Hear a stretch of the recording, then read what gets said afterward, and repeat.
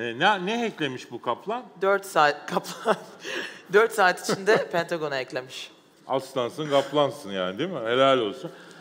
Bildiğim bizim Pentagon, yani bizim derken yani hepimizin diyelim. Hayır çünkü şunun için şaşırıyorum yani İstinye'de Amerikan Büyükelçiliği'nin oradaki kebapçı kuryesini sokağa sokmuyorlar. Öyle değil mi? Baba Pentagon'un içine giriyor 4 saat dolaşıyor. Öyle mi yani? Canını okuyor Pentagon'un 4 saatte. Onun için hakikaten aslansın, kaplansın diyoruz. Kesin katılıyorum. Siz konuşacaksınız abi. Evet, sohbet edeceğiz. Siz konuşacaksınız. O zaman J. Kaplan sahneye gelsin efendim. Alkışlarla. Welcome, my friend. Thank you. How are you? Good to see you. You too. Thank you so much. You're welcome. Please, have a seat. Are we sitting? Yep, however you like it, man. This is kind of a big table for... Yeah, it is. Where are you? I'm gonna just stand up here. You're the guest. Oh, great, thanks. So you are the CEO. Prezentasyonumuz da var değil mi? You are the CEO and co-founder of Synack. They call it the Uber of security. And the first hacker-powered platform, first crowdsourced security platform. It is very interesting, man. And also you are a former NSA Cyber Analyst. It is cool. And you are today here to talk about all the latest NSA secrets to us. Please start. I'm done. Okay? How was it? We loved it, man. All right, perfect. It is, great. You know, well, my time here is done. No, I'm kidding. when I started in security, they told me that I'm gonna be like this, you know, you will be the bodyguard, girls will love you, you will be cool, but I couldn't be more than this, you know, I mean, so this is my story, but you are much cooler, my friend. I mean, you are like this, right? Wow. NSA and that cool agent over there, and then when you started Synack, you were in Forbes 30 under 30, and you are going to be the cover of GQ most probably, right? And you're getting fit, and it's all good. I'll look like Brad Pitt soon, hopefully. And also, you got Synack in Disruptus 50 3 times in a row. It is the only security company out there. My friend, please tell us, I mean, what is that story? What does it mean to be a hacker-powered platform? It is total disruption. Yeah. Please tell us. Yeah, so thanks, Gökhan. It's really great to be here. So when we started the company about 6 years ago, and when I left my job at the NSA, we recognized that one of the biggest problems that we're all going to be facing, and that we currently face today, is a massive talent gap problem. There simply aren't enough people out there to solve the cybersecurity challenges that we're all facing. There's an estimated 3.5 open cybersecurity jobs by the year 2021, and it's just a huge issue. And I'm sure you're all grappling with that problem today. You're trying to hire experts that you simply can't find. And so one of the things that we wanted to do was solve the problem in a very unique way, recognizing that there are a global supply of resources that don't necessarily want to be employed full-time. We see this in a lot of different industries, right? You mentioned the Uber of cybersecurity, and Uber, solved the limitations of taxi cabs through crowdsourcing drivers and letting people drive their own vehicles. You see Airbnb solving this in the hotel industry. You see this in so many different industries. We said, why can't we apply this same thing to cybersecurity? And so what we did is we created a platform where we can leverage a global supply of hackers in over 65 different countries. Of course, they are white hat hackers, highly vetted, highly curated. And we said, let's create a technology base to facilitate trust, control, visibility into their activity, and make large enterprises comfortable with the idea of engaging in the global hacker community.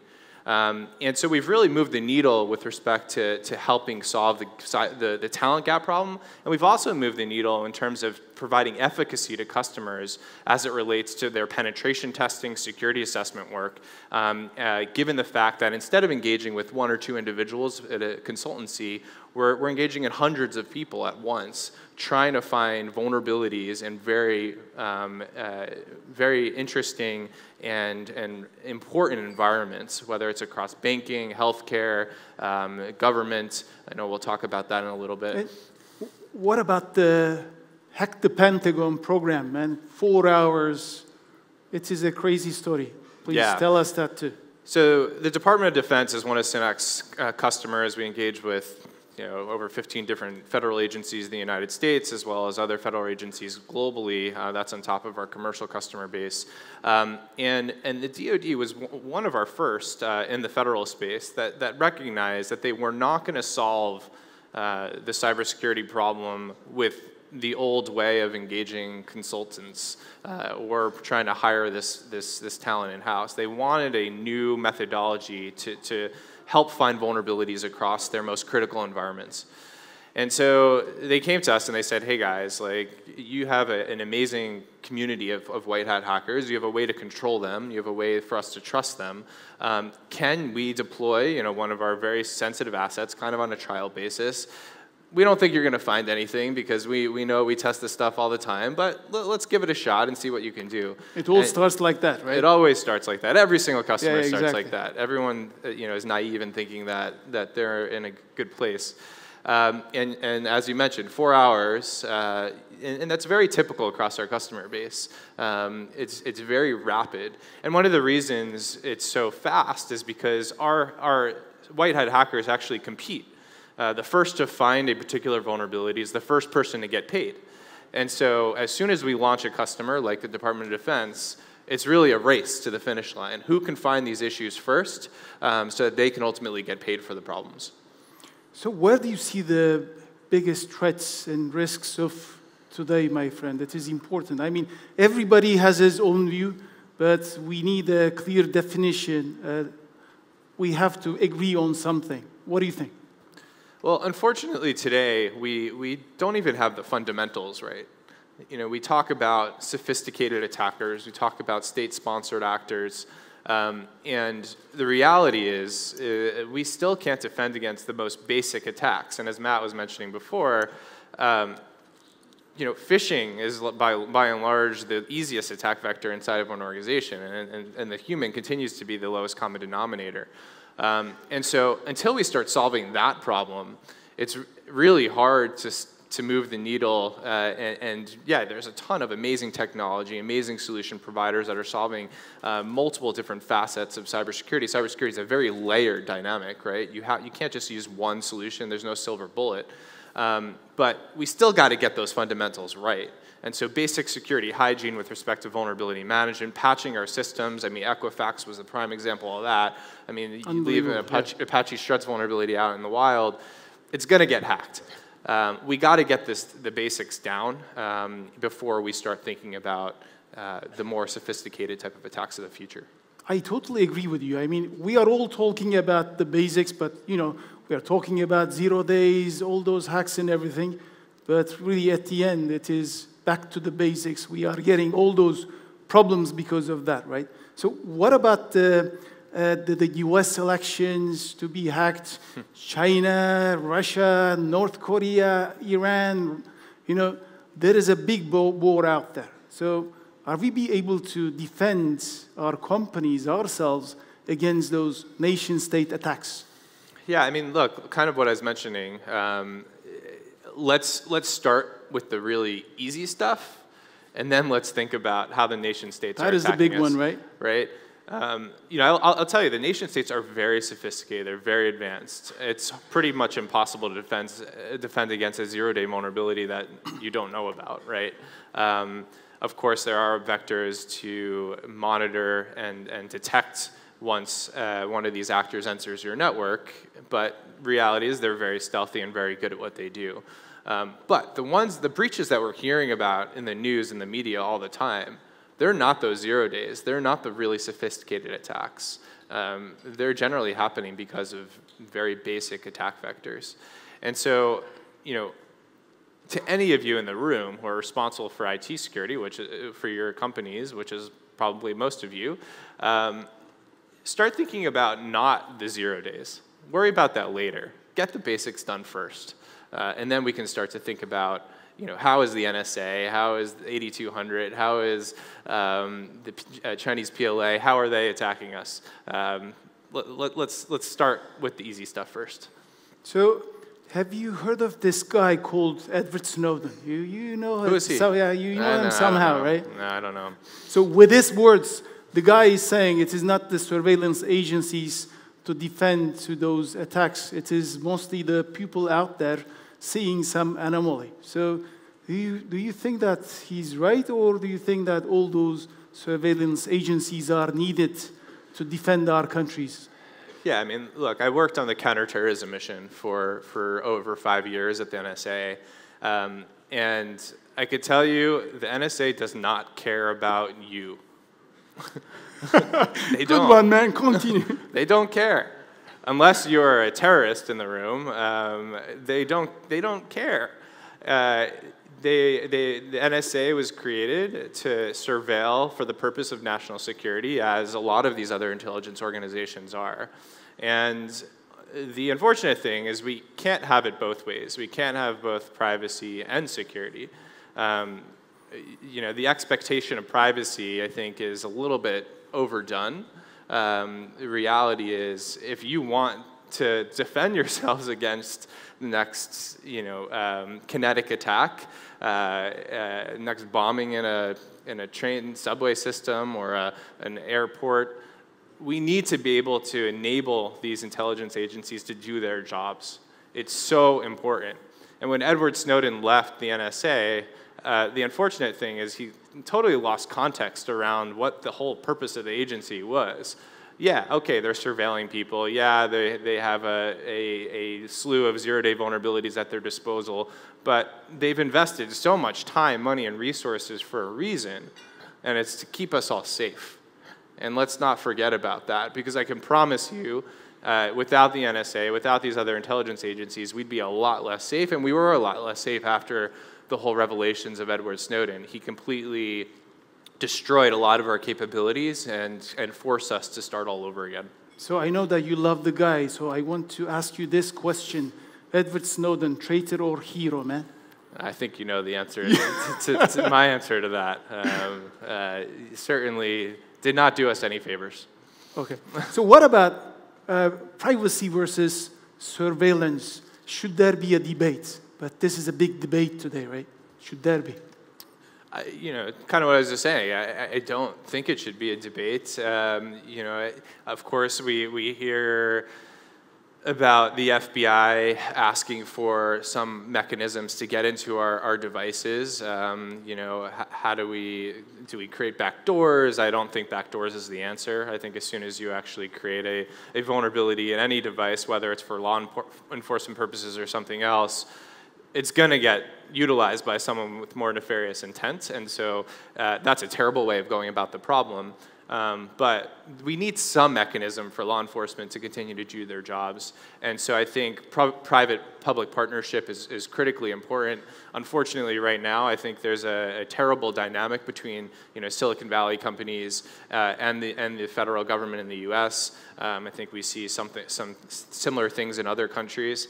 Those relations have to start improving, or we're going to be in a bad spot as it relates to our security and enabling them to prosecute people and enable them to do their jobs effectively. So when it comes to privacy and security, sure, there can be some balance, but I think we have to weigh more on the side of security. We need progress, but you also, I believe, think that when the bad day comes, we say we need the surveillance, but when we forget about a little of those incidents, then the tension goes down. Yeah, it's funny, right? We don't like it, right? Yeah, of course. As soon as there's a bombing somewhere, everyone immediately goes, we need more security. Exactly. Let's give all of our information over, and then people forget, 3-4 months later, and they say, we want more privacy. And so the pendulum constantly swings back and forth. I think we just need to keep history in mind and remember why surveillance exists in the first place. What about those private surveillance companies, so-called? I call them like that because unbelievably, we are so happy to give our information, all of our information to Google, Facebook. There are so many big brothers out there watching us, right, my friend? I mean, it's not only US, Russia, or the governments. Yep. So these guys are also watching us so closely. So the big brothers, we are a big family at the moment. What do you think about that? I think the reality is these companies are businesses, and at the end of the day, they were created to make money. And so if they can leverage our information in order to further their mission of increasing revenue, driving margins, optimizing business metrics, they're going to do it. Of course, that also means that the government, if they are in the confines of a certain country, they can be asked for that information or forced to give that information. And I think that's just the reality of the world we live in today. I think if you want to transact online or you want to engage in social media, the expectation is that you have no privacy. And that information will eventually end up in the hands of law enforcement if they need it. And the companies are going to use it, obviously, for business purposes. Honestly, if you don't like that, just the only answer is unplugging that network switch in your computer and just getting off the internet, because quite frankly, I don't think it's possible really to transact online with privacy anymore. So in Synack, every day you're seeing one of those innovative moves from the criminals, and maybe with some of them you are getting surprised, or maybe you got so used to it. How those criminals get so sophisticated, man? What happened? I mean, it is in the last few years, it is getting even worse and worse, right? Yeah, I mean, one of the cool things about Synack is that we're leveraging resources in over 65 countries, very creative methodologies, techniques, capabilities, different tools, and we get to see that all in the wild because we're sitting in the middle of their traffic, and we look at kind of how they are attacking our customers and what are the most modern, sophisticated methodologies that they're employing.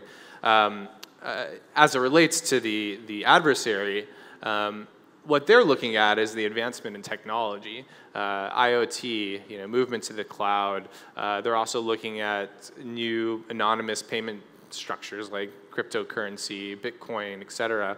And based on this evolution, that's how they are responding and reacting to their tactics and techniques and kind of what they are targeting.